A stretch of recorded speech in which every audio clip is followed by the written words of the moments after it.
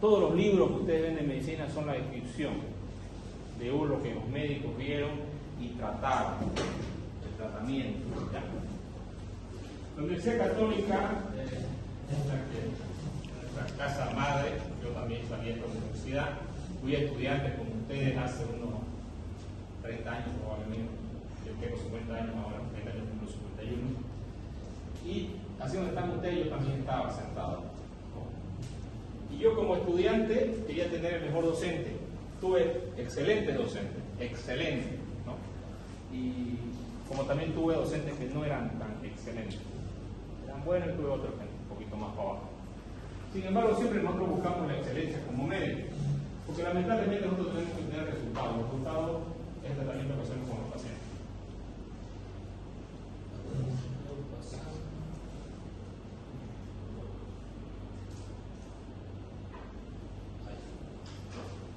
El 96, estudiante de quinto año, compañera, compañero, todos ellos son especialistas, ¿no? Este soy yo. La doctora Anute, de Lima, ya es ginecóloga, se fue a Brasil. El doctor Marcelo Yarvi, que es cirujano, hizo en el hospital de San Juan de Dios, es cirujano en Montero, en la Caja Nacional. La doctora Eliana Vega, médico internista, trabaja en el hospital francés, odontóloga, pero también es encargada del programa dengue a nivel departamental. El doctor Alex Cuellar es cirujano general, que también trabaja en la ciudad de Montero, en la Caja Nacional de Montero, pero también aparte de él hace otra actividad sindical que es del sindicato del CIMPRA, que son los de la Caja Nacional. Entonces, en ese momento, igual como ustedes están ahorita, no pensamos que vamos a llegar a ese nivel. Entonces, ¿qué es la educación en medicina? Es la transformación de estas personas a lo que somos ahora. No era cirujano en esa época, no era docente en esa época. Yo soy docente de la universidad, también soy docente de la Universidad Gabriel René Moreno. Todo lo que he logrado en mi vida, trabajo en el hospital japonés, no es porque apellide Veracruz, por si acaso. Es porque todo lo he ganado en concurso, ¿ya? Y no lo he ganado porque he pagado, digamos, ¿no? Siempre concursé y soy docente porque he concursado. Entré a ser residente porque he concursado. Ustedes van a concursar. Entonces esto es una carrera. Y cuando hablamos de carrera, ustedes tienen que tener la mejor formación. Y la formación no solamente es que tengan conocimientos acá. El médico también tiene que tener corazón. El médico tiene que tener honestidad. El médico tiene que tener compasión. El médico que es deshonesto es aquel médico que cobra dinero y no hace tratamiento del paciente. O peor, aquel médico que no tiene un diagnóstico quirúrgico de su paciente y dice: tengo que operarte. Es un mal médico, ¿ya? Nosotros también queremos formarlos a ustedes en la parte. Yo voy a hablar mucho de esta parte, no solamente en la clase, a algunos les va a gustar, pero les voy a decir porque siempre los médicos son honestos, vamos a fracasar en la vida. Tarde o temprano no existe, como se dice, en crimen perfecto. Y el médico que es honesto le va a ir mal. ¿Ya? Y después de unos años no quiero que me digan, el doctor Verástegui no me diga. Bueno, aquí estamos con el doctor Alex Cuellar, ya éramos cirujanos, ya más gorditos, más comidos. Estamos en Argentina, en Corrientes, haciendo una cirugía laparoscópica bariátrica en cerdos, ¿no? Ustedes pueden ver, la simulación es una de las cosas más importantes para que nosotros aprendamos. Por eso nosotros tenemos el quirófano de simulación, donde ustedes van a hacer nudos, sutura, van a aprender lo básico, cómo vestirse como cirujano y todo lo demás. ¿La vestimenta es importante? Sí. ¿Ya? Por ahí hay un dicho que dice: el hábito no hace al monje, dice, ¿no? Sin embargo, no es lo mismo que yo esté sin mi uniforme, porque yo, por ejemplo, cuando a mí me gusta correr, ¿no? Me gusta correr. Y cuando yo me pongo mi uniforme para correr, ya me da ganas de correr. Si yo estoy con pijama, no me da ganas de correr, me da ganas de operar. Entonces, los uniformes como que te dan, dijeron ustedes, algo psicológico, entonces por eso es importante. No podemos respetar los colores del uniforme, son importantes los colores del uniforme. Acá hay un centro de entrenamiento donde van cirujanos de todas partes de Sudamérica a hacer entrenamientos en este tipo de cirugía, ¿no? Acá estoy en mi fase de docente en la universidad con unos estudiantes haciendo un simulacro. Fíjense, acá hay un estudiante que está de paciente y los alumnos están haciendo un simulacro de una atención de un paciente pluritraumatizado. ¿Es importante la simulación? Sí, porque me prepara para cuando sea la realidad, ¿no? Inclusive, lo de saludar a una persona. Si yo no saludo nunca, ¿cómo voy a saber saludar a un paciente? ¿Será que yo puedo, a ver señora, desvístase, la voy a mirar? Quizá diferente que llegue, señora, ¿cómo está? ¿Será que la puedo revisar? Quiero examinarla. Es diferente. A esto se conocen como habilidades blandas que los médicos debemos desarrollar. ¿A quién le meten juicio a los pacientes? A los médicos que son déspotas. ¿O a los médicos se le ponen los pacientes? ¿A quién? A todos se nos van a morir pacientes.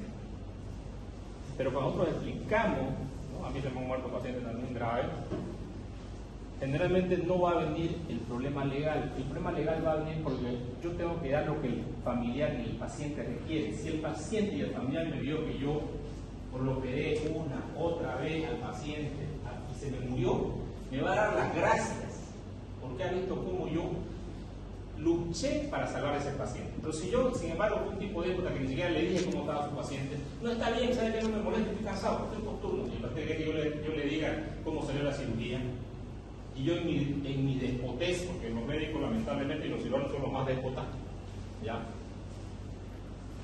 Pierden ese nexo de comunicación con el paciente y la familia, y ahí es donde cuando pasa algo con el paciente o no pasa, el paciente lo va a demandar. Entonces, una lección de vida, aprender habilidades blandas, cordialidad, saludar, tratarse bien entre ustedes, porque nosotros vamos a trabajar en equipo, siempre que estemos en otro lugar, tenemos un equipo de personas que vamos a trabajar. Entonces son muy importantes las relaciones humanas. Los médicos, donde estemos, tenemos que trabajar con otras personas. Es así. Y si ustedes quieren ser médicos, no trabajan con nadie, se van pues a una montaña, digamos, se hacen en el montaño y no van a ver a nadie, ¿no? Pero el médico tiene que ver paciente, tiene relación con otro paciente. Entonces es importante desarrollar las habilidades blandas. ¿Cómo yo aprendo medicina? Existen los planes de estudio que son importantes y los pongo acá, ¿no? Para que ustedes se den cuenta. ¿El contenido es importante? Sí. ¿O no? ¿El contenido tiene que ser actualizado? Sí. Constantemente debemos actualizar los contenidos. ¿La medicina cambia? Sí. Entonces constantemente yo voy a estar actualizando mi literatura, valorando las nuevas guías que existen en los tratamientos de los pacientes. De hecho, todos los libros dicen, este libro, el autor dice que esto está para el año tanto, ¿no? A veces el tratamiento cambia, inclusive hay medicamentos que no debemos usar y los seguimos usando. Entonces, el contenido es importante. Estrategias educativas también son importantes. ¿Será que yo puedo aprender más con un buen docente? Sí. De hecho, hay cosas que uno aprende para toda la vida con un buen docente. Y hay cosas que me acuerdo cuando yo era estudiante y no se me han olvidado hasta el día de hoy. Por eso, las estrategias educativas son importantes. Yo llevo muchos años siendo docente, salí residente en el 2006, 2004 salí yo, pero de ahí seguí siendo, empecé a trabajar en la Gabriel, aquí me llamaron, no quería venir, no quería, hasta que al final vine. Bueno, no tenía tiempo porque para operante no quería venir, la verdad. Pero bueno, después vine ya y estoy acá. Pero también algún día me voy a ir. Pero en ese tiempo de docente he visto y he cambiado muchas estrategias educativas. A veces hablábamos demasiado los docentes teóricamente y cuando queríamos que el alumno haga algo, por ejemplo, le decíamos haga, yo bajaba con los alumnos a la emergencia, a veces del hospital, ¿no? Y los alumnos me miraban. Ellos sabían en teoría todo, pero en práctica no sabían nada. Eso es algo muy común que pasa en Europa, por ejemplo. En Europa son muy teóricos y cero prácticos. Entonces las estrategias educativas son importantes para que ustedes aprendan. Oportunidades de aprendizaje. ¿Todos tienen oportunidades de aprendizaje acá? ¿O no? Sí. Sí. Si ustedes deciden, si ustedes tienen actitud, van a aprender. Porque donde estoy yo, por ejemplo, en mi labor donde estoy yo como médico, yo también, y como docente, yo también aprendo de los estudiantes. No todos los médicos saben enseñar. No todos, y muchas de las cosas que yo he aprendido también lo he aprendido de los estudiantes, porque me he dado cuenta de los resultados, o de los malos resultados que he tenido con los estudiantes. Las oportunidades son lo que nosotros vamos a tener para mejorar nuestra enseñanza. Y obviamente, siempre tiene que haber una evaluación. Yo me tengo que autoevaluar como persona, como cirujano, como yo soy padre, tengo mi esposa, tengo mi hijo. Como padre, también tengo que valorarme como amigo. Tengo amigos. Que a veces el médico realmente dice nunca, el médico no tiene amigos, porque nunca le da tiempo a sus amigos. Entonces, con el tiempo, la pena de tu muerte conoce.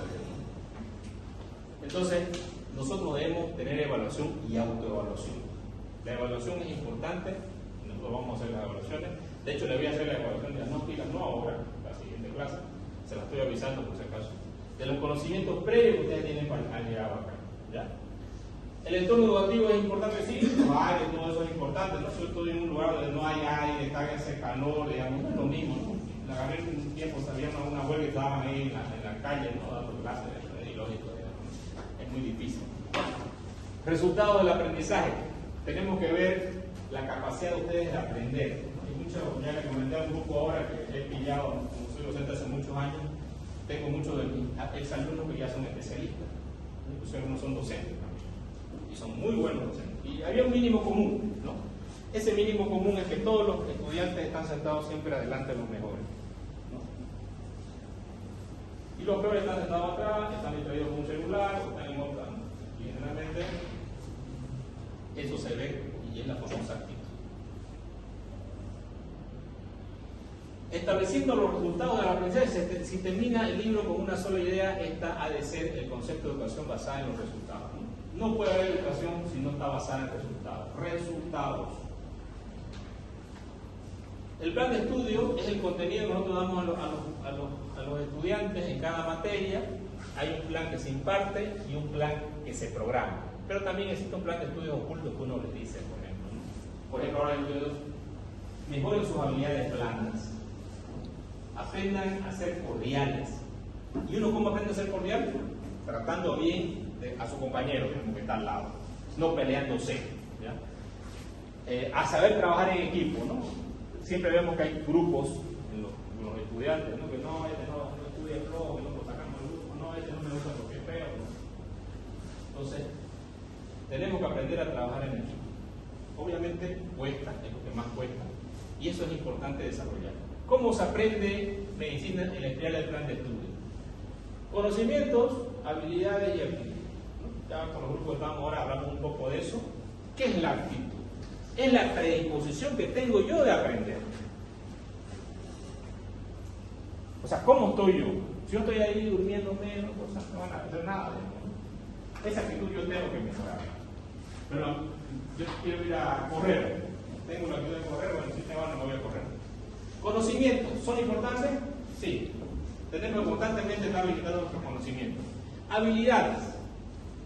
Es la práctica de desarrollar una técnica de evaluación, una técnica de examen físico, una técnica quirúrgica, una técnica de cómo entro al quirófano, cómo me lavo. Todo eso son habilidades que ustedes las tienen que tenemos que practicarlas en simulación.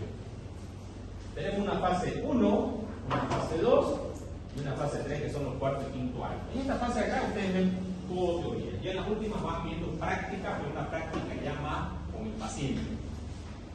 ¿Y dónde ustedes van a aprender más la medicina? ¿Aquí abajo o allá arriba?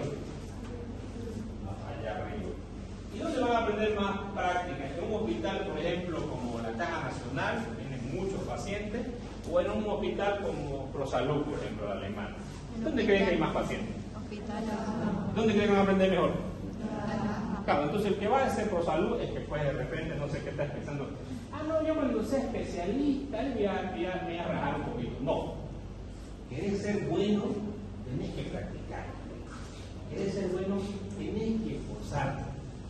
No, que ya los tratan. ¿Qué me importa que me traten? Lo que me importa es ver pacientes y ver los tratamientos y ayudar y estar ahí. Si te tratan, pues bueno, siempre lo tratan a uno, digamos. No te la tiene que agarrar nunca uno de pecho, esas cosas, digamos. Yo tengo que estar donde haya pacientes. Un consejo que yo les voy a dar ahora, para siempre, es que ustedes hagan en un hospital donde haya. Japonés, por ejemplo, tengo ahorita muchos de las católicas que están haciendo internados y son exalumnos míos. Pero el año pasado solo tenían 2. Nadie más. Un hospital tan grande, con tantos pacientes. No, yo hice en el japonés también cuando era interno. Había rotaciones que hemos tenido 4 internos. ¿Cómo vamos a aprovechar 4 internos? Imagínense ustedes, 4 internos por rotación. Es ilógico. Donde yo más aprendo es en el hospital. Porque yo aplico todos mis conocimientos teóricos en la práctica. Si yo no lo practico en el hospital, ¿será que aprendo medicina? De hecho, la simulación es importante. pero simulación sin ver pacientes reales, poco sirve de nada. Y son esos famosos, salen unas universidades que saben, ¿no? Haga una especialidad aquí en España, en el centro tanto, que le dan el título y todo, virtual, y que no. O sea, los resultados son nefastos. Veamos un ejemplo nomás. Un cirujano plástico que salió en Chile, no, cirujano vascular, pero que hace cirugía plástica porque gana más. Hizo un curso de esto en Murcia, España, entonces son Bolivia. Le dieron el título. Fue una paciente para que la opere y otros cirujanos le había dicho no le puedo hacer la lipo porque ustedes recién la hemos hecho, entonces eso se cicatriza, ¿no es cierto? Entonces le dan siempre un periodo de tiempo, unos 6 meses, y aparte la paciente no estaba tan bonita, tampoco tan rico, le pueden hacer todo. ¿Qué pasó? Le hizo la lipo y ¿qué crees? La sableó la paciente, perforó riñones, colon, en ambos lados. La paciente 14 días después murió en una terapia intensiva. Ese es un caso documentado que está en España, con juicio, la familia metió un juicio. Le han hecho 12 a la paciente, tiene perforación de colon al lado derecho y al lado izquierdo, perforación de riñón, hizo fascitis, hizo perforación a nivel de los pulmones. Y ven el título del médico y es cirujano vascular, pero su título de especialista se lo dio en nuestras universidades virtuales. ¿Es correcto? La práctica quirúrgica yo la puedo aprender de forma virtual porque ya yo soy cirujano y una universidad me da un título. No. La residencia sí que yo tengo que estar ahí en el hospital. Yo hice mi residencia en el hospital japonés 3 años estuve ahí. Bueno, sí. Bueno, 30 no sé. Sigo en el hospital, pero 3 años fueron mis residencias. Todo el tiempo ves pacientes. Desayunás pacientes, almorzás pacientes. En quirófano, salís, entrás, seguís. Y te quedás ahí porque seguís trabajando, te gusta y seguís hasta el día de hoy. Eso es la experiencia y los resultados. En el caso que les comento, obviamente ese médico nunca fue a un hospital a hacer cirugía plástica. Le enseñaron excelentes profesores la teoría, pero de la teoría a la práctica hay una distancia gigante, ¿no? Entonces, solamente por si acaso quieren después meterse a esas universidades, no se meten. El modelo SPICE, que es el modelo de estrategias educativas, ¿no? Basado en problemas, ¿no? Ahora cuando estamos con los estudiantes, en el segundo grupo hablamos de un caso, ¿no? De un paciente, y ellos empezaron a decir si hago yo esto, no hago esto, ¿no? Bueno, al final se nos murió y después lo sobrevivimos también al paciente. Basado en la comunidad, que es las enfermedades que tiene la población, por ejemplo en el COVID, nadie sabía el COVID, llegó el COVID, todos aprendimos COVID, ¿no? Nos llega el dengue, todos sabemos dengue, ¿no? Hasta los cirujanos sabemos dengue. Movidos por la elección, sistemático y centrado en el estudiante o centrado en el profesor. El paso desde los ordenadores, ahora ustedes tienen, por ejemplo, yo algunas veces le pregunto a los estudiantes cómo vamos al hospital, a ver cuál es de pancreatitis, Apache. No sé, pero busquen el celular. Ya saben, ¿no? Entonces, tenemos quizá ahora eso en el celular cuando sabemos utilizar, que es una herramienta muy buena si yo la sé utilizar. No para copiar, por si acaso. Ojo, que he tenido estudiantes que han copiado y bueno, están a pasar. Para estudiar sí es una herramienta y también para tener datos, ¿no? Yo les voy a pasar unas hojas para que ustedes busquen bibliografía médica, porque también hay mucha bibliografía que es inadecuada, donde no podemos cometer errores cuando empezamos a hablar de esto. Plan de estudios, el estudiante es el producto de esta universidad. Ustedes son los más importantes de la universidad. ¿La universidad puede subsistir sin estudiantes? No. Ustedes son los más importantes. ¿Quién es el más importante en el hospital? Los doctores. El paciente. Este sí me hace el cirujano, ¿no? El paciente es el más importante. El paciente no puede sobrevivir, ni los médicos tendrían que trabajar, ni las enfermeras tendrían que trabajar si no hubiera paciente. Entonces tenemos que tratar muy bien a los pacientes. No porque sean pacientes de la parte privada o de la parte pública, yo voy a tratarlos diferente al paciente. A todos tengo que tratar bien. ¿Ya? Esto es importante tener en cuenta que tiene que haber comunicación, ¿no? Entre el estudiante, el profesor y el plan de estudio. Y en mi opinión, dice este autor, enseñar sin evaluar resultados es como cocinar sin probar la comida. Algo muy básico, ¿no es cierto? Si yo tengo malos resultados de las evaluaciones que ustedes hacen, o algo anda mal, o no les enseño bien, o ustedes algo pasa. Entonces, siempre debemos evaluar para evaluar nuestros resultados. Como médico también evalúo mis resultados. Como persona también evalúo mis resultados. Un plan de estudios médicos debe estar en constante desarrollo como respuesta a la necesidad de los estudiantes, la institución y la sociedad. Morrison 2003. Pero este libro es una guía de profesores 2023. Y yo he estado leyendo. ¿Para qué leo esto? Si digo, no, ya yo soy docente hace tiempo. ¿Por qué? Porque yo siempre quiero mejorar. Si fui buen docente el año pasado, quiero ser mejor ahora. Si fui buen cirujano el año pasado, quiero ser mejor cirujano este año. Siempre tengo la tendencia a mejorar. Y de repente algún día ya no me voy a cansar y no voy a querer nada. Bueno, ese día me jubilo. Me voy a la playa. Pero por el momento quiero seguir mejorando. Entonces por eso es que revisé esto. Te enseñaré en una habitación, te daré clases en Zoom, te enseñaré en tu casa, te enseño con ratón y con la pantalla, te enseñaré aquí y allí y te enseñaré en mi podcast, ¿no? Esto es algo muy importante a nosotros los docentes, bueno, no digo a todos, ¿no? Nos interesa que ustedes aprendan. Para eso estamos aquí. No estamos por lo que nos pagan. Claro que igual me lo gasto. Me lo gasto con ganas. Pero me interesa formar personas. O sea que no todo el tiempo voy a estar acá. Algún día voy a tener que dejar la universidad. Pero mientras esté acá, voy a hacer, porque sí me interesa que los estudiantes que son futuros médicos, que también me van a aprender a mí, que me traten bien, que aprendan cosas. Y como a mí me haya gustado cuando yo fui estudiante, me haya gustado que mi profesor me dé buenas clases y me enseñe lo mejor que pueda. Bueno, ahora vamos a ir al tema. Vamos a hablar ahora de. ¿Hasta aquí quieran preguntar algo, anotar algo? Este tema está en el libro. Y este tema es muy, si quieren ustedes, extenso, largo, duro, ¿ya? Pero es un tema muy importante porque en realidad me habla todo lo que es un médico, todo lo que fueron los médicos. Porque el médico tiene que tener generalmente motivación por algo. Entonces, se definía el cirujano como aquel que operaba solamente. Y si el cirujano solamente es el que opera y nada más, ¿o qué más tiene que ver el cirujano? ¿De qué consta el acto quirúrgico? ¿Alguien ha operado acá? ¿Qué es? ¿Una cirugía? ¿De qué? Fractura tibia. Eso fue. ¿Cuánto fútbol? Manejando moto. Ya. Usted se accidentó. ¿Lo operaron a que llegó al hospital? ¿Qué hicieron? 5 días. A los 5 días. ¿Qué hicieron previo a operar? Estudios. Entonces nosotros hacemos un que se llama un preoperatorio. ¿No? Hicieron un preoperatorio. ¿Estudios qué más hicieron? ¿Le hicieron calmantes, me imagino, o no? Sí. Le hacemos un tratamiento médico, calmantes, antibióticos, ¿no? Evaluamos cómo está el corazón, cómo están los riñones, cómo está el hígado, con eso hacemos estudios. Pedimos interconsulta con cardiología, pedimos ayuda con anestesiología, para llevarlo a la mejor condición al paciente. Valoramos si no es alérgico o algo. A eso se conoce como el preoperatorio. Valoramos al paciente para meterlo en las mejores condiciones.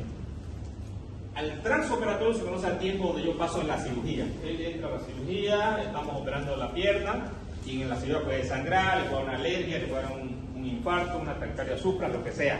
Eso se llama transoperatorio. ¿Ahí termina la cirugía? No. Postoperatorio. Entonces tengo exactamente, tengo un post. ¿No? ¿Cuánto tiempo estuvo internado después de la cirugía del hospital? ¿Por la clínica? 2 semanas. 2 semanas. 2 semanas estuvo internado. Entonces ese es el postoperatorio. Temprano y hablamos de un postoperatorio alejado. En el transcurso de estos 3 tiempos que ustedes tienen en la cirugía, ¿se pueden complicar los pacientes? Sí. Sí. ¿Y qué? ¿Será que a todos se nos complican o no? No. Sí, se pueden complicar los pacientes, pero ¿qué tengo que tener yo? Tengo que llegar al diagnóstico y meterlo. Si sangra, por ejemplo, de nuevo, tengo que volverlo a meter rápidamente al quirófano, ¿no? Entonces, yo también tengo que evaluar las complicaciones. Entonces, la actuación del cirujano comprende un panorama mucho más alto, que no solamente es el que opera, ¿no? Por ahí algunos dicen los clínicos, no, no somos monos con navajas. Sí. Pero tenemos conocimiento, porque el cirujano tiene que saber cuándo y cuándo sí, cuándo no operar. Diga.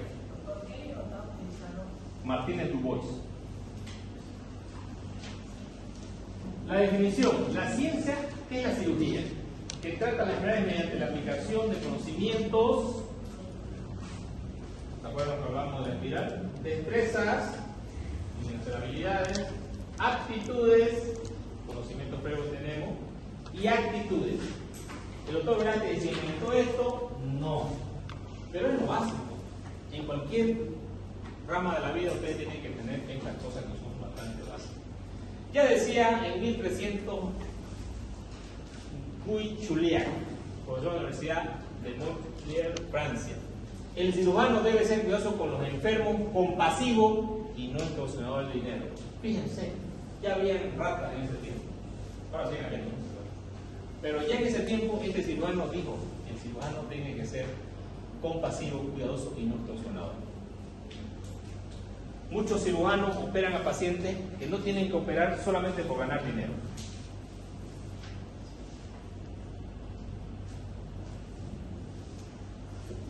Este es el prólogo del libro, donde el libro vamos a ver varios tipos de procedimientos, sonda, los tiempos quirúrgicos, ¿no? Que son corte, incisión. Luego vamos a ver la hemostasia, vamos a ver la anestesia, vamos a ver el preoperatorio, el postoperatorio, vamos a ver cómo se dan las hemorragias, cómo se puede hacer hemostasia, ¿no? Los pacientes que tienen, cuando hay un trauma, ¿no? El paciente va a tener una exacerbación del cuerpo, ¿no? Todo esto lo vamos a ver durante los temas que vamos a ver, que ahí yo les voy a pasar los temas, pero están en el libro, son casi todos los temas que van hacia adelante. Entonces ahora vamos a hablar en esta área del preoperatorio, ¿no? Y hablamos justamente de la historia de cirugía. Los hombres que no conocen la historia están condenados a repetir sus errores. Aristóteles. Justamente nosotros los médicos a veces nos ponemos a comentar algo que nos pasó y para que a ustedes no les pase, pero igual muchas veces también existe otro refrán que dice: nunca aprender por experiencia ajena, aprender por experiencia propia. ¿Ya? Pero eso es lo que a los inteligentes no les pasa. Cuando nosotros sabemos que somos inteligentes y vemos que le pasó a otro médico y ya sabemos, no nos va a pasar, porque esto es algo muy cierto. La prehistoria, 3500 años antes de Cristo, el Imperio Romano, 476 años, el descubrimiento de América en 1492, Revolución Francesa en 1789. Más o menos, aquí vamos a ver cómo se hacían los primeros tratamientos, ¿no? Ya inclusive se han encontrado esqueletos, ¿no? Con un callo óseo, ¿no? De la prehistoria. Ahora estamos hablando de 25.000 años, donde había en ese tiempo, ¿no? Ellos se daban modos para poder entablillar a los pacientes, ¿no? Y se ha visto cicatrización, se ha visto también enfermedades, ¿no? Enfermedades también que tenían huesos, como algunos hacían osteomielitis o otras enfermedades, ¿no? Aquí tenemos el hombre de Neandertal, 70.000 a 40.000 años antes, ¿no? Se tuvieron esqueletos que ya se encontraban, no sé, con enfermedades como la artritis avanzada, ¿no? En este periodo de tiempo. También pacientes con tuberculosis, con la famosa enfermedad de Pott, que es la tuberculosis a nivel del hueso. Se encontraron pacientes con esqueletos con estas lesiones, ¿no? Aquí hay en una cueva rupestre, una pintura, ¿no es cierto? Ustedes pueden ver, por ejemplo, acá,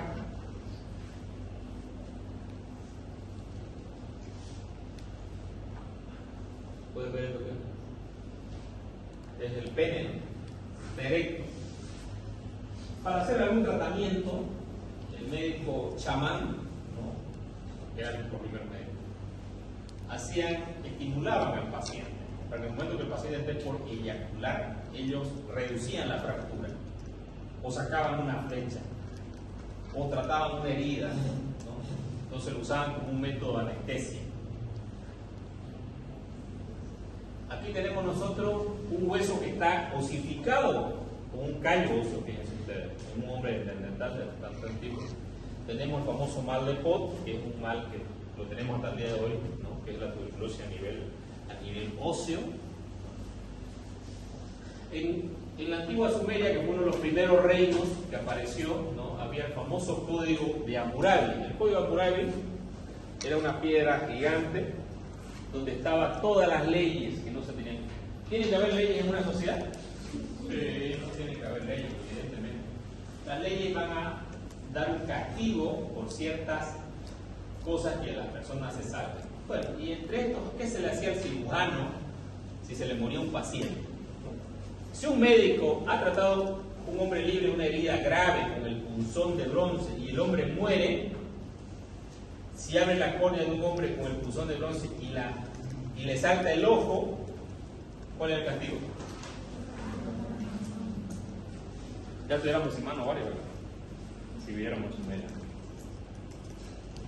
Aquí está la piedra, el código moral. Obviamente tenía leyes para todo, ¿no? Estas leyes para el cirujano, pero había para el matrimonio, para los que engañaban, para todo, ¿no? Entonces estaba todo escrito en las piedras. También en el antiguo Egipto, ¿no? Ya ellos tenían las técnicas porque ellos peleaban en los campos de batalla, ellos observaban que los pacientes empezaban a hacer algo en la cabeza, ¿no? Y como ellos sí hacían disecciones, porque los egipcios hacían disecciones, las culturas que hacían disecciones son culturas que estas culturas sí tenían conocimiento en el cuerpo humano, ¿ya? Las disecciones en algunas culturas eran prohibidas, entonces la disección ¿me puede llevar a un conocimiento del cuerpo humano? Sí. De hecho, ellos empezaron a encontrar varias cosas. Por ejemplo, cuando hacían autopsia a pacientes que habían muerto en una batalla, como ellos momificaban a algunas personas, se dieron cuenta que hacían hematomas. Y se dieron cuenta que haciendo las trepanaciones se puede descomprimir el cerebro y pueden salvar las vidas. Entonces, ya los egipcios hacían trepanaciones. ¿Quién hace las trepanaciones ahora, en este tiempo? Los neurocirujanos, ¿no? Pero ya los egipcios se dieron cuenta de eso. Pero también existían los famosos papiros de Everest, el papiro de Bruch y el papiro de Smith. Estos papiros que se encontraron eran descripciones de tratamientos médicos que se hacían en esa época, inclusive cirugías de catarata, cirugía de nariz, inclusive prótesis. El paciente con pie que se le sacaba el dedo, tenían sus prótesis de madera que ellos hacían, inclusive de ortopedia, masajes, vendajes, inclusive dieta, nutrición. Ya en ese tiempo, fíjense ustedes, en Egipto ya habían todas estas cosas. Había un famoso médico, el famoso Ibn Noter.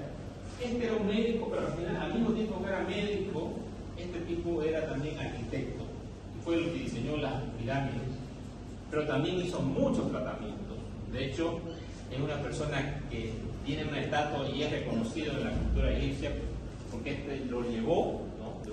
de una si ustedes quieren, una etapa más antigua, una etapa más moderna, ¿no? Porque hizo tratados en arquitectura, diseñó las pirámides, los tratamientos los trataba a los reyes, ¿no? Y enfermedades que había en el imperio, ¿no? Entonces, era arquitecto y también era médico, ¿no? Ahora, en este tiempo nosotros, bueno, él era muy inteligente, porque nosotros apenas somos médicos, digamos, nosotros debíamos saber arquitectura o otras cosas. Sin embargo, aparte de ser arquitecto, él era ingeniero y pudo lograr que se hagan esas pirámides, ¿no? Las famosas pirámides. Y muchos tratamientos, ¿no? En el papiro de Smith habla de muchos, inclusive tratamiento de cataratas, ¿no? Tratamiento de muchas cosas que se le hacían a los pacientes. También en la China, en la misma época, habían los cirujanos que ya también este año, más o menos en el año 2600, ya también hacían cierto tipo de cirugía. También ellos trataban con hierbas, eran las famosas herbolaria, y las técnicas de acupuntura, ¿no? Las técnicas de acupuntura hasta el día de hoy se hacen, y son técnicas que hacen que el paciente pueda perder el dolor, ¿no? Pero se utilizan para las manías, para los que fuman y todo eso, ¿no? También hacían cirugía, pero acá están haciendo una cirugía, una castración de un paciente, ¿no? Se castraban a los pacientes a veces porque los reyes pedían la castración para que estén con sus concubinas, digamos, ¿no? O sea, era una cirugía muy requerida en ese tiempo. Y estos cirujanos hacían ese tipo de cirugías conociendo la anatomía del paciente, ¿no? Y tratando las hemorragias también, ¿no? Inclusive con una especie de tapón de madera paraban la hemorragia. Y obviamente las especies que ellos usaban era el opio, ¿no? El opio, que ahora sabemos que los llevan morfinos, vienen del opio. Aquí tenemos la acupuntura, ¿no? Que saben todos los meridianos del cuerpo para hacer la acupuntura, ¿no? Los chinos avanzaron bastante en este lugar, ¿no? Aquí están los muñecos de acupuntura que tienen los meridianos en el cuerpo, y para cada parte existe un tratamiento basado en acupuntura. También tenemos que algunas personas, en pacientes que son alérgicos a la anestesia, se puede hacer acupuntura para las intenciones quirúrgicas. Se lo hizo en la Universidad Nacional Autónoma de México y generalmente los que tienen más experiencia en esta acupuntura son los chinos, ¿ya? Para una cirugía de hoy, pero no de ese tiempo. Tenemos también la maxibustión, que no es otra cosa que colocar bolas encima de las agujas y prenderle fuego para que esto, la vibración de esto, pueda ayudar al paciente también a curar ciertas enfermedades. En la antigua Grecia, estamos hablando de 460 años antes de Cristo, tenemos acá el famoso, la famoso dios de la medicina, que se llama Asclepio. Asclepio era hijo de una humana, ¿no? Eso dice la mitología. Asclepio era hijo de una humana, pero el papá era Apolo. Entonces, al ser hijo de Apolo, era un semidioso. Resulta que el papá, un cuervo, en ese tiempo no graznaba como grazna ahora, le dijo que su esposa lo engañaba. Al saber esto, Apolo mandó matar, pero cuando se dio cuenta que estaba embarazada, ya había matado, nació Asclepio. Como Asclepio era su hijo, lo mandó con los minotauros. Los minotauros enseñaron el arte de curar a los pacientes. Asclepio es el dios de la medicina y tiene este símbolo de las víboras, porque muchos de los tratamientos que ellos hacían lo hacían con la picadura de la serpiente para evitar ciertas enfermedades. Entonces, la mitología dice que Asclepio curaba a las personas y las personas ya no morían. Y de pronto, como no moría nadie, el dios del Hades no recibía muertos, digamos. Entonces va y habla con Zeus y deciden que tienen que matarlo a Asclepio para que la gente pueda volver a morir, porque era tan buen médico que nadie moría, ¿no? Entonces, esa es la historia de la mitología. Pero ya también en Grecia aparecieron los primeros médicos como Hipócrates, ¿no? Ustedes han escuchado el juramento hipocrático, ustedes lo hacen, ¿no? Bueno, lo hacen, no sé si lo cumplen, pero hay que cumplirlo. Y el juramento hipocrático habla inclusive de los abortos, habla del mal médico, ¿no? Todo lo que el médico no tiene que hacer. Y la medicina es una ciencia, entonces aquí Hipócrates escribió varios libros, muchos libros, vio los tratamientos, vio los diagnósticos, inclusive describió la sepsis de los pacientes. Hoy no le puso nombre de sepsis, pero trataba pleuresía, derrame, todo, valorando y observando a los pacientes. Uno tenía ecógrafo, no tenía tumor, no tenía nada, valorando y viendo al paciente, ¿no? Esta actitud es la que tenemos que ver frente a un paciente, de estar ahí a su lado, porque bueno, algunas veces no vamos a poder hacer más que estar ahí. Esta es la isla de Tracia en Grecia, ¿no? Queda por acá, Tracia. Aquí tenemos Hipócrates valorando a un paciente, a un niño, no está en la camilla, sino que está ahí y lo está valorando, ¿no? Valorando qué enfermedad tiene, solamente con la palma de las manos. Y él escribió varios libros, inclusive libros de epidemias, porque había epidemias en ese tiempo, la gente moría, y él fue uno de los primeros que empezó a describir esto, ¿no? Por eso, cuando empezamos la clase, la descripción es muy importante, ¿no? Describir. Y muchas enfermedades que eran como la neumonía, la pleuresía, la tuberculosis, el paludismo, ¿no? Ya son las primeras de... Él también tenía alumnos, estudiantes, como Sócrates, ¿no? Pericles, varios estudiantes que se van formando. También la medicina tiene que transmitir, y ya él fue el que hizo los primeros libros, ¿no? Estos libros hablaban sobre heridas de cabeza, sobre un dispensario médico que eran hierbas, ¿no? Que necesitaban los médicos para tratar a los pacientes, sobre el tratamiento de las fracturas, sobre el tratamiento de las luxaciones, sobre el tratamiento de algunos instrumentos que usaban también para hacer reducciones, algunas maniobras, tratamientos de úlceras, tratamiento de fístulas, tratamiento de hernias, ¿no? Las lesiones de cabeza. Entonces ya tenían estos libros que ya hablaban en ese tiempo, ¿no? Los primeros médicos, porque tenían pacientes y porque de acuerdo a los pacientes ellos empezaron a escribir y a registrar todo. Tenemos la famosa maniobra de Hipócrates para la fusión del hombro, tenemos la maniobra de Koche, que es para el inventado, ¿no? Pero también tenemos una maniobra de Hipócrates para la reducción. También tratamiento de las fístulas perianales, que también había esta enfermedad en ese tiempo, también la tenemos ahora. Ya Hipócrates ya tenía conocimiento de esto. Valoración de esto y tratamiento de este tipo de enfermedades. Sobre el tratamiento de úlceras, ¿no? ¿Qué usar? En ese tiempo usaban vino, usaban miel, no había antibióticos, no había crema, nada de esas cosas. Ya él escribió síntomas de sepsis, ¿no? taquimia, taquicardia, ¿no? Que tiene el paciente. Él hablaba de un paciente que se ponía rojo, se ponía como loco y luego se deprimía. Ellos describían así la enfermedad porque era una forma de describir la clínica del paciente antes de que el paciente moría. Y sabían el pronóstico del paciente que iba a morir. Sabían describir tumores y cánceres en los pacientes. Bueno, también hablaban de la fractura, ¿no? El tipo de vendaje, cómo debe fijarse la fractura, el tratamiento de las heridas, si una herida abierta, cerrada, ya tenían descripciones de todos esos procedimientos, ¿no? Y esta palabra muy célebre que todavía hoy lo hacemos, ¿sabe cuál es? Primum non nocere.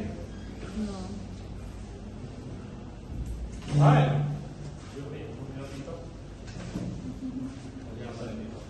Primero no hacer daño. Primero no hacer daño. El médico no puede hacer más daño que lo que está hecho. Primero no hacer daño. Si yo trato a un paciente y no me lavo la mano, estoy haciendo daño, ¿no es cierto? Si yo hago una cirugía de un lunar, que comenté a unos alumnos que lo hicieron en la emergencia, una interna, unos residentes, y se hizo una fascitis. Entonces, eso es hacer más daño de lo que está hecho. Yo no puedo hacer más daño. Entonces, primero no hacer daño. Por eso tengo que ser analítico antes de hacer un procedimiento a un paciente. Para no cometer errores. Para no cometer errores tengo que hacer diagnósticos adecuados. Bueno, después hubo la cirugía de Alejandría, ¿no? Ya estos eran estudiantes de Hipócrates, de Heródoto, ¿no? Ya ellos habían libros, ¿no? Donde hablaban de la anatomía, del cuerpo humano, de cómo funcionaba el cuerpo y todas esas cosas.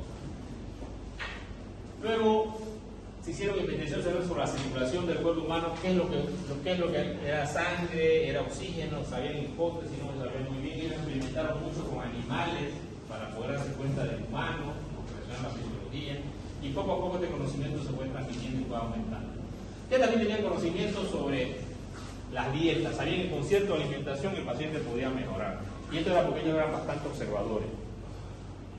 También describieron el cáncer, la psicosis y la fibrosis que ocurren en el hígado. Ya en ese tiempo la describieron porque veían pacientes que tenían estos problemas por la ingesta de alcohol o por otros problemas que el paciente presentaba.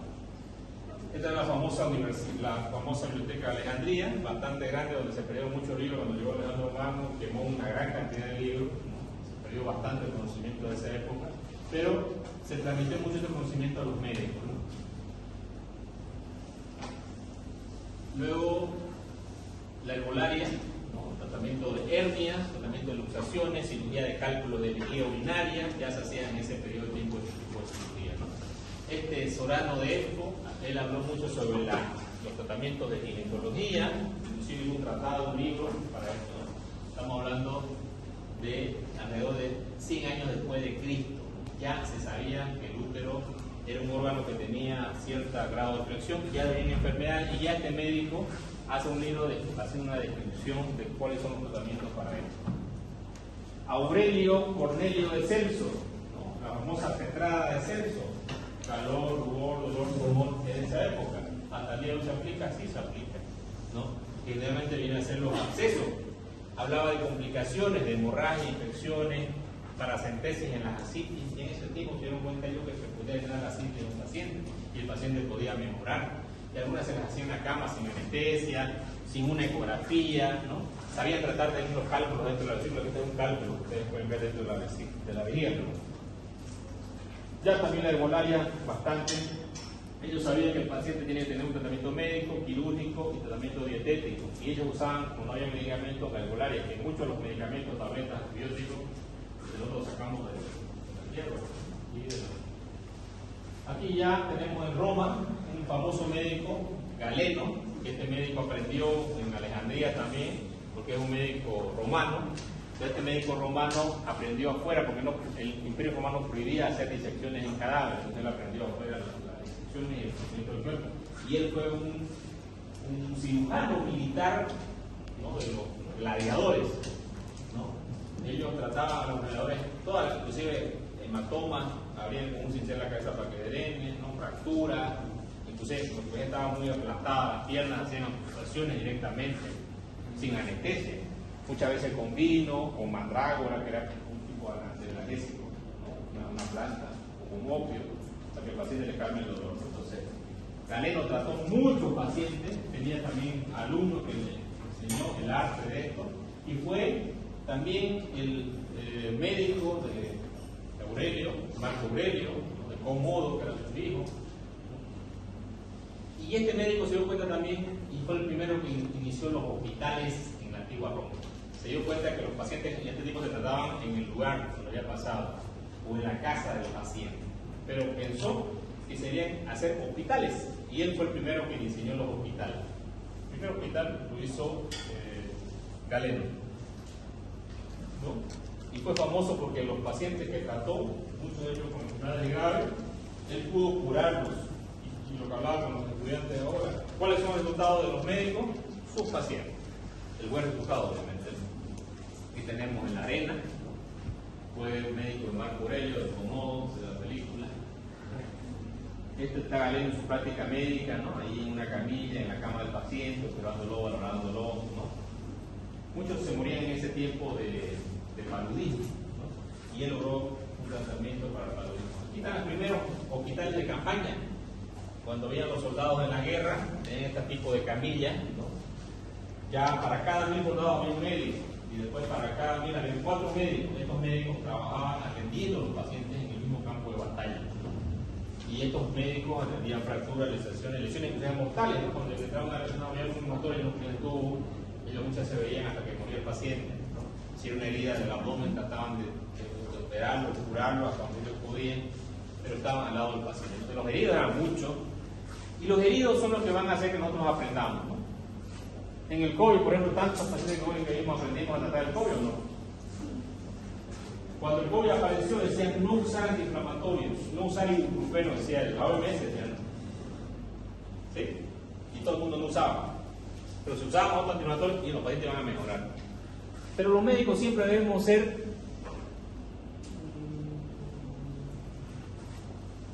curiosos.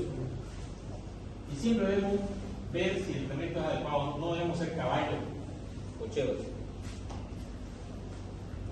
Gracias a unos médicos italianos, porque era prohibido hacer autopsia, estoy hablando del COVID, los médicos italianos hicieron autopsia. ¿Y qué se dieron cuenta los médicos italianos? Que los pulmones se llenaban de coágulos en el COVID, y que el tratamiento para esos pacientes era anticoagulante. Gracias a los médicos italianos que se rebelaron contra la OMS, porque la OMS quería que todos nos muramos más o menos, ¿no? Dijeron hay que usar anticoagulantes, y empezaron a usar anticoagulantes y empezaron a salvar a los pacientes. ¿Sí, lo sabían esta historia? No lo sabían. ¿No lo sabían? No es conocimiento de medicina. Sí, eso es real. Nosotros usábamos anticoagulantes al comienzo, después ya empezamos a usar y muchas personas se salvaron, digamos. Bueno, por eso que el médico tiene que tener conocimiento científico. ¿Cuál es aquel conocimiento científico? Lo que ve, observa y ve el resultado de lo que trata. Y no solamente hacer caso, ¿no? A lo que dice la OMS, o a veces los trabajos, hay trabajos de metaanálisis, ¿no? Un profesor decía, un profesor, no yo, digamos, pero yo también me lo que le digo. 50% de los metaanálisis son mentiras. Yo 50% no voy a hacer. Entonces tengo 50 y 50. Y yo espero paciente. ¿Me ayudan los metaanálisis? Sí, a veces me ayudan, pero yo no espero metaanálisis. Entonces, los que son muy científicos, bájenle, digamos, es bueno ser equilibrado. Porque puede pasar lo que pasó con el COVID. Aquí vemos cómo se tratan los pacientes en el campo de batalla. También en otros lugares empezaron a hacer las monjas, empezaron a hacer el famoso nosocomia. Nosocomio es un sinónimo hospital, ¿cierto? Y ya empezaron a hacer, después, 300 años después de Cristo, estas madres empezaron a hacer en Roma, en el Imperio Constantino, donde ya hubo aquí la invasión de los turcos, hubieron muchos muertos, muchas guerras, y ya los pacientes no tenían nadie que los atienda, porque habían muerto su familia también, entonces ellas hacían caridad y empezaron a hacer los primeros nosocomios, ¿no? En la India también se hicieron muchos tratamientos, de hecho los hindús encontraron herramientas, tienen más de 126 materiales quirúrgicos, donde hacían cirugías de catarata, de ojo, de nariz, cirugía plástica, colgando, todo lo que ustedes quieran. Avanzaron bastante los hindús, tenían un libro, ¿no? El famoso Susruta, donde hablaban aquí, igual, aparte del tratamiento, el famoso Ayurveda, ¿no? Que es el tratamiento con hierbas, ¿no? Que hoy en día otra vez se usa, pero esto es milenario, o sea, más de 1000 años atrás se utilizaba. Y a veces los médicos, cuando ponemos la medicina, como lo que estamos poniendo nosotros ahora, que nos dicen tenés que darle este medicamento, que darle esto, que darle esto, y nos olvidamos de darle la dieta a los pacientes, y muchos pacientes mejoran con la dieta y la alimentación. Y esto no es que lo inventamos ahora, se inventó antes, más bien ahora estamos haciendo lo contrario. Estos médicos trataban casi todo, lo de la farmacia de esa época, ¿no? Con hierbas que ellos mismos cosechaban en el campo y por la observación que ellos tenían de las enfermedades. Entonces, importantísimo. Aquí están las herramientas, los materiales que ellos tenían, ya sea cirugía plástica, extracción de ciertas cosas, tratamiento de hernias, cirugía reconstructiva inclusive de nariz, ¿no? Avanzaron bastante. También el force para ver el cuello uterino, ¿no? Para sacar el feto, force se llama una pinza para sacar, ¿no? También espéculo para ver la nariz, para ver el cuello uterino, ¿no? El tratamiento, ya en cirugía de Bizancio, el tratamiento de las hernias, el tratamiento de las flechas, de las heridas, ya también se daba en este tiempo. Los árabes también evolucionaron bastante en el tratamiento de inclusive la traqueostomía, hicieron una traqueostomía con una caña de bambú en ese periodo de tiempo, ¿no? Imagínense ustedes. Aquí está el médico Susurrata, tratando a los pacientes en el suelo. Este otro médico, Bucasis, que es un cirujano árabe que también se le atribuye el tratamiento de las cataratas, ¿no? En esa época operaban cataratas, fíjense ustedes. Aquí tenemos un médico que está en el hospital, casi como un paciente, ¿no? Tanto a los árabes. Inclusive hay una película que ustedes la han visto, El Médico. ¿No se la han visto? No la han visto. Nadie la ha visto. El Médico. Esa película habla de un médico que se pierde, usted va a buscarlo a buscarse en esa época, digamos, y ve cómo se muere un paciente con apendicitis aguda. Su madre muere con apendicitis aguda. Y la madre llega a ser sepsis y se muere, ¿no? La enfermedad le llamaban una enfermedad del costado, morían. Pero él logra operar una apendicitis aguda a un rey y lo salva, porque él, como ellos hacían, hizo disección en un paciente que murió, esa disección la hizo a oculta, porque los árabes también es prohibido hacer disecciones de un muerto, es un pecado, pero él la hizo, y gracias a que la hizo supo que el apéndice había que sacarlo, lo operó a ese sultán, pero después lo pillaron y casi lo mató. Este otro médico, Moisés Maimonides, este médico también, igual que tiene el juramento hipocrático, hay el juramento de Maimonides. Este médico trataba a los pacientes con mucha dedicación y ponía siempre una oración al empezar el día pidiendo y encomendando a Dios por sus manos, porque él quería tratar y salvar personas todos los días. Y tiene una oración que la hacía todos los días, ¿no? Este médico es un gran médico, ¿no? Que es muy conocido por España, digamos. Después este otro médico, Mohamed, médico árabe. En la parte de Sudamérica y en todas partes tenemos la cirugía precolombina, ¿no? Habla de los colonos, ¿no? Todo lo que es Sudamérica, usaban el peyote, la sutura de la piel con pelo, ¿ya? Suturaban también con la mordedura de algunos insectos, ¿no? En México la cirugía empezó más o menos en el año, ya obviamente de los aztecas, los chamanes que curaban en ese tiempo, ¿no? Hacían ciertos tratamientos, como inclusive sangrías, que las sangrías es cortar las venas que sangre el paciente. Claro, los hipertensos mejoraban, aunque otras enfermedades no. También hacían hemorroidectomía, que es cortar las hemorroides. Ya en ese tiempo también replanaban los aztecas, ¿no? Como los incas. Tenían unos famosos cuchillos, que son los cuchillos de obsidiana, que son cuchillos de una piedra volcánica que es bastante filosa, es más filosa que el cuchillo de acero. Ahí ustedes pueden ver una sangría roja, ¿no? Y obviamente también tenían hierbas que hacían tratamientos para anestesia, con el peyote, la mandrágora. También hacían tablillas para las fracturas, les daban 21 días para que formen callo óseo y tenían su tratamiento, ¿no? Usaban ciertos productos para aliviar el dolor de los pacientes, suturaban las heridas con cabello, ¿no? También hacían tratamientos a las embarazadas. Cuando moría un bebé dentro del útero, hacían la extracción del mortinato, ¿no? Hacían ese tipo de cirugía en ese periodo de tiempo. En la época colonial, ya donde llegaron los colonos, los Hernán Cortés, ¿no? Ya había médicos también, barberos, que eran los primeros médicos, llegaron de Europa hacia acá, ¿no? Que eran los que hacían el pelo, pero también ellos sacaban muelas, inclusive fracturas, algunas cirugías hacían los barberos, ¿no? Que algunos eran graduados, otros no, y se unió las dos medicinas, ¿no? La medicina chamán de aquí con la medicina de esto, ¿no? Bueno, y aquí fue evolucionando en los años, ¿no? Las cirugías, ya había hospitales, en México ya hubo hospitales, ya había una cátedra donde se formaban médicos, ya fue avanzando, donde se formaron cátedras inclusive para dar cirugía, enfermería, ¿no? Hacer tratamiento de los médicos, de los futuros médicos, ¿no? Y inclusive había bastantes buenos doctores que salieron y con cirugías excelentes en este periodo de tiempo.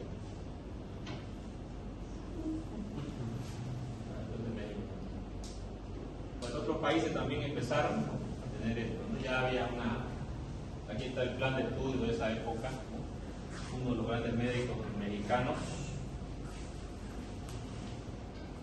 Avances mucho en la obstetricia, ¿no? También para las enfermerías. En 1928 ya formaban algunas enfermeras para la obstetricia, ¿no? Tratamiento de las enfermeras. En la cirugía de la Edad Media, con el Renacimiento y con la Santa Inquisición, ¿no? Todo era brujería, ¿no? Era una cruceta entre Dios y el diablo, y muchas de las enfermedades que habían eran debido a un diablo, ¿no? Y bueno, aquí la medicina se fue para atrás porque no dejaban disecar cadáveres. Y ustedes aprenden, nosotros médicos aprendemos por la disección de cadáveres. Entonces aquí medio que retrocedimos para atrás un poco, porque al que lo pillaban disecando, lo ponían al caballo. Entonces ustedes se acuerdan de Alejandro Buonarroti, igual que pintó, ¿no? Él también hizo disecciones anatómicas, como también Leonardo da Vinci, que descubrieron el cuerpo. Ellos lo hacían en la noche, oscurana, ¿no? Tenían que irse de noche, y si los pillaban, los mataban. Y en la noche con una vela tenían que ver y describir los nervios y todo lo demás. Nosotros tenemos aquí en el anfiteatro que ni quieren ir a alguno, ¿no? Entonces, ahí es donde hablamos de oportunidad. Imagínense lo que yo he hecho en mi Ángel en esta época, digamos. Y ustedes en esa época, de repente, si ahora les cuesta ir a una universidad, en esa época ni iban, me iban a matar. Pero cuando uno tiene pasión por algo, lo va a hacer. Y la pasión es las ganas de lograr una meta y un objetivo pagando un cierto precio, ¿no? Bueno. Esto es lo mismo. Bueno, esto habla de un hospital en París. Que también hoy sigue este hospital, es este de acá, donde es de las madres, de la caridad, Hotel View. Bueno, hubieron muchos cirujanos en esta época donde ya empezaron a hacer tratamientos más específicos para ciertas enfermedades, ¿no? Los cirujanos europeos como Bill Roth, la cirugía de estómago, ¿no? Alexis Carrel, el tratamiento de la cirugía vascular. Alexis Carrel era un médico, cuando era estudiante, así como ustedes, ¿no? Resulta que al presidente de Francia le dispararon. No, lo cuchillaron. Y llegó vivo al hospital. Los médicos lo operaron 1, 2, 3 y el paciente murió. Y esto fue en varios periodos de tiempo. O sea, el primer día, después de 2 días lo volvieron a operar y después. Pero siendo estudiante se dijo, él pudo salvarse. ¿Y qué creen? Inventó una técnica. La famosa técnica de la sutura.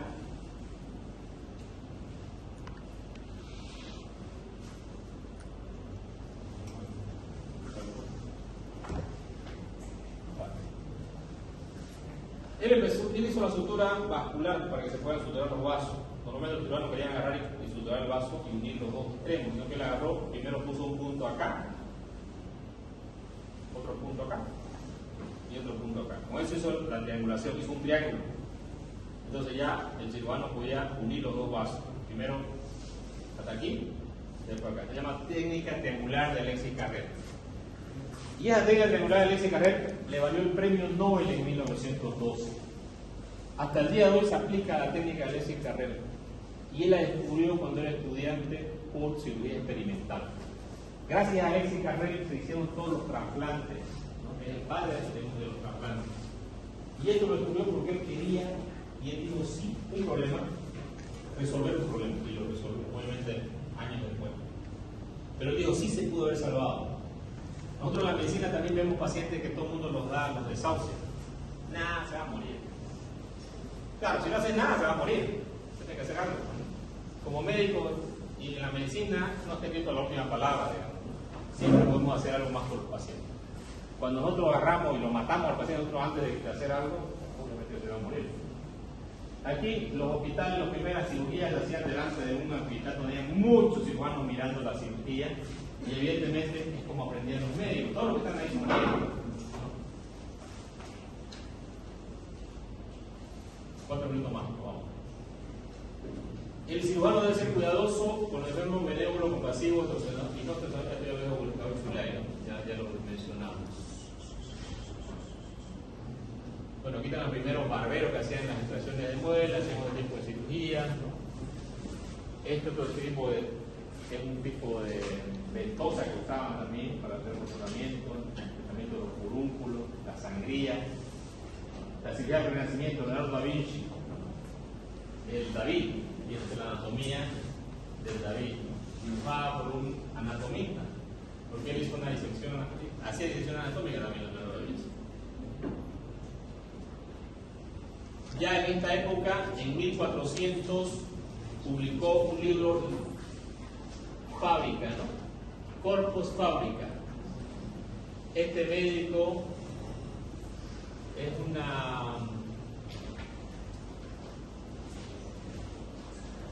Andrés Besal.